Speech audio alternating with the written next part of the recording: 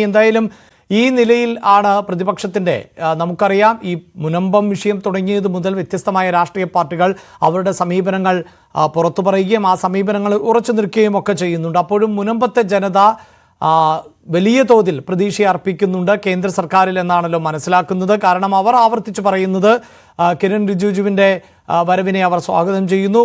പ്രധാനമന്ത്രിയുമായുള്ള കൂടിക്കാഴ്ചയ്ക്ക് അവസരം ലഭിക്കുന്നതുമൊക്കെ അവർക്ക് വലിയ ആശ്വാസകരം എന്ന നിലയിലാണല്ലോ.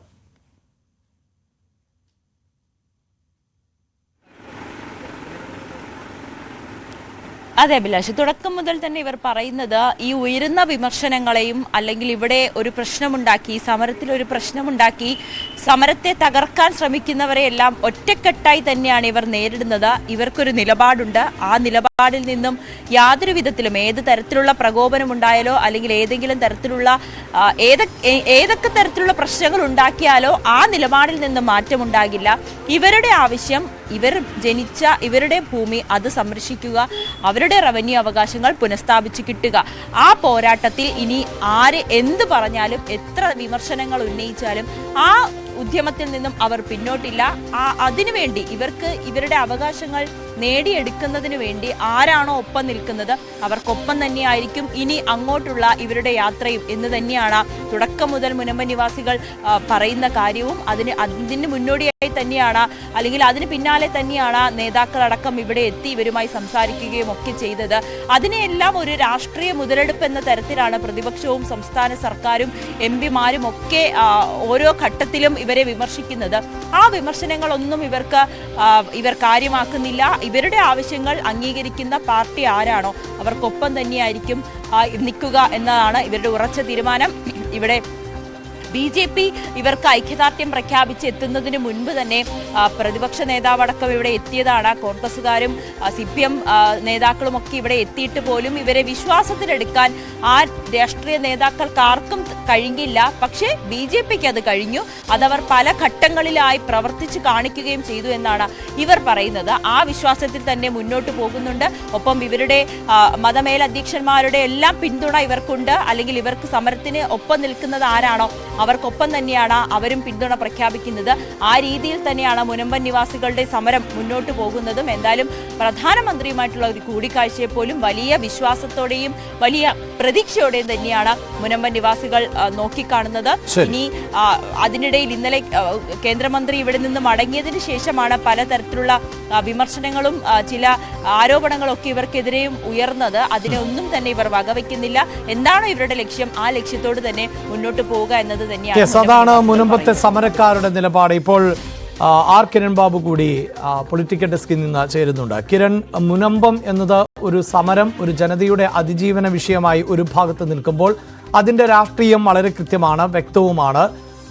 ഈ വിഷയത്തിൽ അല്പസമയം മുമ്പ് പ്രതിപക്ഷ നേതാവിൻ്റെ പ്രതികരണം പോലും ആ രാഷ്ട്രീയം വ്യക്തമാക്കുന്നതാണ്. BJPയെ സംബന്ധിച്ചിടത്തോളം കിരൺ റിജിജുവിനെ കേരളത്തിലേക്ക് എത്തിക്കുമ്പോൾ അവിടെയുമുണ്ട് രാഷ്ട്രീയം. പക്ഷേ ഈ വിഷയത്തിന് പരിഹാരം എന്നതാണ് മുനമ്പത്തെ ജനതയുടെ ആവശ്യം. അത് ആരിലൂടെ നടത്തപ്പെടുന്നോ അത് പൊളിറ്റിക്കലി അതിനെ പിന്തുണയ്ക്കുന്നവർക്ക് നേട്ടവും ഉണ്ടാകും. അങ്ങനെ ഒരു നേട്ടത്തിനുള്ള സാധ്യത ആണ് BJP മുന്നോട്ട് വെച്ചത്. അവിടെ വഖഫ് ഭേദഗതി നിയമം പാസ്സാക്കപ്പെടുന്നു. ഇനി മുനമ്പം ജനതയ്ക്ക് കോടതി വ്യവഹാരങ്ങളുമായി അടക്കം മുന്നോട്ട് പോകാനുള്ള അവസരം ഉണ്ടാവുകയും ചെയ്യുന്നുണ്ട്. എങ്ങനെയാണ് ഈ വിഷയത്തെ BJP കൂടുതൽ രാഷ്ട്രീയ അവസരമായി കണക്കാക്കുന്നത്? അഭിലാഷ്, മുനമ്പത്തെ ജനതയെ സംബന്ധിച്ച് അഭിലാഷ് പറഞ്ഞതിനാണ് ഏറ്റവും പ്രധാനം. ആര് പരിഹരിക്കുന്നു എന്നുള്ളതല്ല വിഷയം, ആര് പരിഹാരം കണ്ടെത്തിക്കുന്നാലും ആ ജനത അവർക്കൊപ്പം നിൽക്കും എന്നുള്ളത് തന്നെയാണ്. വൈകാരികമായും ഒരവസ്ഥയിൽ തന്നെയാണ് മുനമ്പത്തെ ജനങ്ങൾ നിൽക്കുന്നത്. ഇതിനെ വളരെ കൃത്യമായി തന്നെയാണ് കേരളത്തിലെ 3 പ്രധാനപ്പെട്ട മുന്നണികളും വിനിയോഗിച്ചുകൊണ്ടിരിക്കുന്നത്.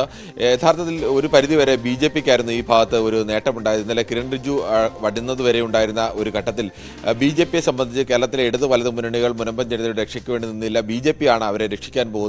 വഖഫ് നിയമ ഭേദഗതിയിലൂടെ മുനമ്പത്തെ തന്നെയാണ് രക്ഷപ്പെടുത്താൻ പോകുന്നത് എന്നുള്ള മട്ടിലുള്ള വലിയ പ്രചരണം ഉണ്ടാവുകയും അതിന്റെ ഒരു സ്വാഭാവികമായ പ്രതിഫലനം മുനമ്പത്തെ സമരസമിതിക്കിടയിലെല്ലാം ഉണ്ടാവുകയും അവർ BJPക്ക് നന്ദി മോദി എന്ന പേരിൽ പരിപാടി സംഘടിപ്പിക്കുകയും കിരൺ റിജിജുവിനെ തന്നെ കേന്ദ്രമന്ത്രിയെ തന്നെ അവിടെ എത്തിക്കുകയും പ്രധാനപ്പെട്ട BJP നേതാക്കളെല്ലാം പങ്കെടുത്ത് പരിപാടികളൊക്കെ സംഘടിപ്പിക്കുകയും ചെയ്തു. BJP പൂർണ്ണമായും ഏകദേശം മുനമ്പം നിവാസികളെ ഒരു മേൽക്കൈ നേടുന്ന ഒരവസ്ഥയിൽ തന്നെയായിരുന്നു നിന്നിരുന്നത്. പക്ഷേ എന്നാൽ ഇന്നലെ കിരൺ റിജിജുവിന്റെ പ്രസ്താവനയോടുകൂടി അക്കാര്യത്തിൽ ചില ആശങ്കകൾ വന്നിട്ടുണ്ട്. പക്ഷേ അപ്പോഴും സമരസമിതി സമരസമിതിയുടെ ഭാഗത്തു നിന്നുണ്ടാകുന്ന പ്രതികരണം സ്വാഭാവികമായും കേന്ദ്ര സർക്കാരിൽ നിന്ന് BJP-യിൽ നിന്ന് തങ്ങൾക്കൊരു പരിഹാരം ഉണ്ടാവും എന്ന മട്ടിൽ തന്നെയാണ് ഈ സമരസമിതിക്ക് ശക്തമായ പിന്തുണ നൽകുന്ന അല്ലെങ്കിൽ ഇതിന് പിന്നിൽ പ്രവർത്തിക്കുന്ന സിറോ മലബാർ സഭയുടെ പ്രതികരണം. എന്നാൽ പൂർണ്ണമായും ആ തരത്തിലല്ല. അതിൽ അവർ കുറെ കൂടി മന്ത്രിയുടെ പ്രസ്താവനയിലെ യാഥാർത്ഥ്യം അല്ലെങ്കിൽ എങ്ങനെയാണ് ഈ മുനമ്പത്തെ ഭൂമി അവർക്ക് തന്നെ തിരിച്ചു കിട്ടേണ്ടത്, അതിനുണ്ടാകുന്ന പ്രയാസങ്ങൾ എന്തെല്ലാമാണ് എന്നതുകൂടി തിരിച്ചറിഞ്ഞുകൊണ്ടുള്ള ഒരു പ്രസ്താവനയാണ് ഇന്നിപ്പോൾ സിറോ മലബാർ സഭ ചർച്ച് സെക്രട്ടറി ആന്റണി വടക്കേക്കര അല്പസമയം മുമ്പ് ന്യൂസ് 18നോട് സംസാരിച്ചപ്പോൾ അടക്കം പറഞ്ഞത്. അദ്ദേഹം പറഞ്ഞത് വഖഫ് നിയമ ഭേദഗതി മുൻകാല പ്രാബല്യത്തോടെ വേണം എന്നുള്ളതാണ്. മുൻകാല പ്രാബല്യമില്ലാതെ വഖഫ് നിയമ ഭേദഗതി കൊണ്ട് മുനമ്പൻ നിവാസികൾക്ക് ഏതെങ്കിലും തരത്തിൽ പ്രയോജനം ഉണ്ടാവുന്നില്ല എന്നുള്ളതാണ്. സമരസമിതിയിലെ വലിയൊരു ഭാഗം ആളുകൾ പൂർണ്ണമായും BJP-യുടെ നിലപാടിനെ അംഗീകരിക്കുമ്പോൾ തന്നെയാണ് അതിനോടുള്ള വിയോജിപ്പ് കൂടി സിറോ മലബാർ സഭ അറിയിക്കുന്നത്. അത് പരസ്യമാക്കുക കൂടിയാണ് സിറോ മലബാർ സഭ ചെയ്യുന്നത്. സിറോ മലബാർ സഭയുടെ വക്താവ് പറഞ്ഞത് അവിടുത്തെ സമരസമിതിക്കാർ സ്വാഭാവികമായും 186 ദിവസമായി സമരം ചെയ്തുകൊണ്ടിരിക്കുന്നവരാണ്. അവരുടെ പ്രതികരണത്തിൽ വൈകാര്യതയൊക്കെ ഉണ്ടാവും. പക്ഷേ സമരസമിതിയുടെ ചെയർമാനും കൺവീനറും അവിടുത്തെ സമരവുമായി ബന്ധപ്പെട്ടിരിക്കുന്ന വികാരിയും എല്ലാം ചേർന്ന് കൂടായി ആലോചിച്ച ശേഷം എടുത്ത തീരുമാനത്തിന്റെ അടിസ്ഥാനത്തിലാണ് തന്റെ പ്രതികരണം എന്നുകൂടി അദ്ദേഹം പറയുന്നു. അവിടെ പറഞ്ഞു വെക്കുന്നത് പൂർണ്ണമായും BJP-ക്ക് അനുകൂലമായ ഒരു പ്രതികരണമല്ല. ഇതിന് മുൻകാല പ്രാബല്യമില്ലാത്തതുകൊണ്ട് ഈ വഖഫ് നിയമ ഭേദഗതി കൊണ്ട് ഏതെങ്കിലും തരത്തിൽ മുനമ്പൻ നിവാസികളുടെ പ്രശ്നത്തിന് പരിഹാരമാവുന്നില്ല. ഇന്നലെ കേന്ദ്രമന്ത്രി കിരൺ റിജിജു അടക്കം പറഞ്ഞത് കോടതിയിലെ കേസ് കോടതിയിലൂടെ ഇതിന് പരിഹാരം കണ്ടെത്തണം എന്നുള്ളതാണ്. കോടതിയിലൂടെ നിയമപോരാട്ടം അനന്തമായി നീണ്ടുപോകാൻ സാധ്യതയുള്ള ഒന്നാണ്. അത്തരമൊരു പരിഹാരത്തിന് വേണ്ടി അത്രത്തോളം കാലം നിയമപോരാട്ടം നടത്തി പരിഹരിച്ചോളൂ എന്ന് പറയുന്നത് സ്വാഭാവികമായും മുനമ്പൻ ജനതയെ സംബന്ധിച്ച് അവരുടെ അവകാശങ്ങളുടെ മേൽ അനിശ്ചിതത്വം കൂടുതൽ കെട്ടിവെക്കുന്ന ഒന്നുകൂടിയാണ്. ഈ അവസരം കൃത്യമായി തന്നെ പ്രതിപക്ഷ നേതാവും അത് ചൂണ്ടിക്കാണിച്ചുകൊണ്ട് തന്നെ ഉപയോഗിക്കുന്നു. പ്രതിപക്ഷ നേതാവ് പറയുമ്പോൾ അവിടെ കേന്ദ്ര സർക്കാരിനെ മാത്രമല്ല സംസ്ഥാന സർക്കാരിനെ കൂടി കുറ്റപ്പെടുത്തിക്കൊണ്ടാണ് പറയുന്നത്. കേന്ദ്ര സർക്കാർ വഞ്ചനാപരമായ നിലപാടാണ് സ്വീകരിച്ചെങ്കിൽ സംസ്ഥാന സർക്കാർ പിന്നിൽ നിന്ന് കുത്തുകയായിരുന്നു. സംസ്ഥാന സർക്കാരിന് പുതിയ വഖഫ് നിയമ ഭേദഗതി നിലവിൽ വന്ന പുതിയ വഖഫ് ട്രൈബ്യൂണൽ വരുന്നതിന് മുമ്പ് തന്നെ പ്രശ്നം പരിഹരിക്കാൻ ഒട്ടേറെ വഴിയുണ്ടായിരുന്നു. സംസ്ഥാന സർക്കാരിന് മുന്നിൽ ഓപ്ഷനുകൾ ഉണ്ടായിരുന്നു.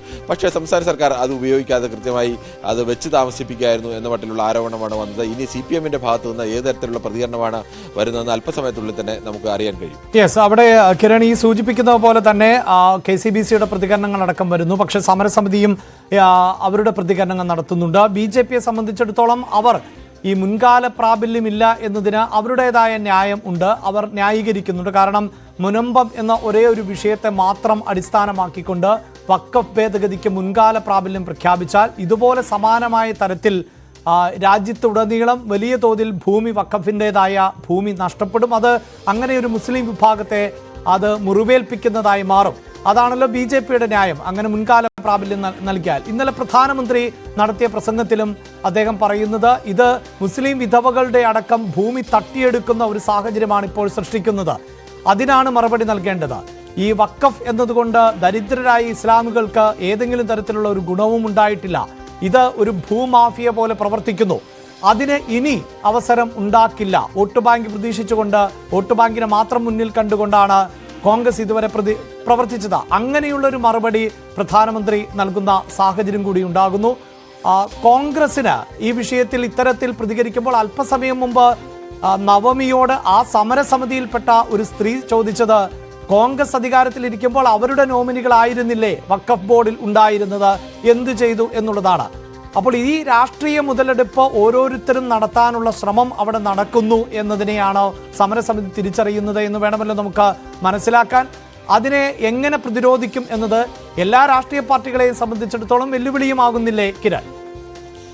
അഭിലാഷ്, അത് തന്നെയാണ് ഇപ്പോൾ ഞാൻ നേരത്തെ പറഞ്ഞതുപോലെ തന്നെ നേരത്തെ ഈ കളം പൂർണ്ണമായും BJP-ക്ക് അനുകൂലമായ ഒരു അവസ്ഥയിലേക്ക് എത്തിയിരുന്നു. ആ ഒരു സാഹചര്യത്തിൽ കൂടിയാണ് പ്രധാനമന്ത്രിയുടെ ഭാഗത്തു നിന്ന് അത്തരം ഒരു പ്രഖ്യാപനം കൂടി വന്നത്. വഖഫിന്റെ ഭൂമി കൊണ്ട് പാവപ്പെട്ട മുസ്ലിങ്ങൾക്ക് എന്താണ് പ്രയോജനം, ഏതെങ്കിലും ദരിദ്രരായ മുസ്ലിങ്ങൾക്ക് ഈ ഭൂമി കൊണ്ട് പ്രയോജനം ഉണ്ടോ എന്നുള്ള ചോദ്യം. അങ്ങനെയുള്ള